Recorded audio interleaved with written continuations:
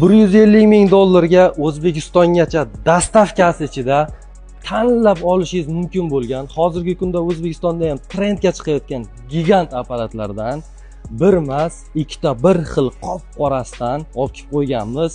Cadillac Escalade Sport Platinum. Mashina bu eng uzunidan, ya'ni eng kattasidan. Uzunligi 507 metr, balandligi 190. Meni bo'yim 185 bo'lsa, orqasida tursam ko'rinmas ekanman. Lekin mana shu gavdasiga mashina 0 dan 100 gacha atiga 6 sekundda chiqadi. Bu gavda bilan 100 gacha chiqishini tasavvur qiling. Lekin bu apparat rasxoddan qochadiganlar uchun emas. Chunki kapot tagidagi 420 ta ot va 602 litrli V8 dvigatel sizdan har 100 kilometrga 20 litr benzin talab qiladi. Mashinani saloniga keladigan bo'lsak, tashqarisidan ko'ra qizig'roq salon bizni kutib oladi. Mashinani shunday oldiga kelib, bu gigantning eshigi ham og'ir, lekin uni tortib o'tirish shart emas. Qo'lingiz bilan mana bunday ruchkasini bitta qisib qo'ysangiz, eshik ochiladi va paroglar o'zi sizni avtomatiski kutib oladi. Kibri bor odamlar o'tirib qolmasin ekan bu mashinaga. Video boshlangan.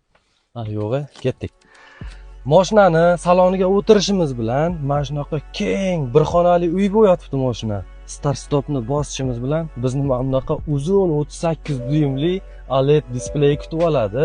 Bu yoqda smart pribor, bu yoqda multimedia va passajir uchun ham multimedia.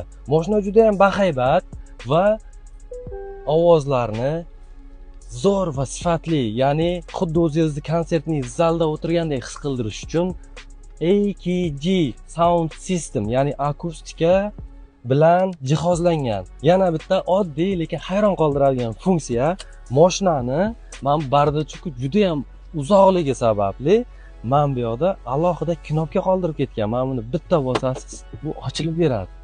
Yomonmi? Har 6 ta o'rindiq mana shunaqa keng bo'lganligi sababli oilaviy sayohatlarga va biznes triplar uchun ham juda ham idealniy tanlov. Bagajni ochilishi ham o'zgacha ekan bunda. 6 ta o'rindiq bo'lishiga qaramasdan bagajni kattaligiga e'tibor berib qo'yasizlar. Xullas akalar, mana shu narxga, mana shu mashinani bosib olasizmi yoki mana bu Lamborghinini ham bitta ko'rsataman, keyin qaror qabul qilasizmi? Fikrlaringiz kommentariyada kutaman.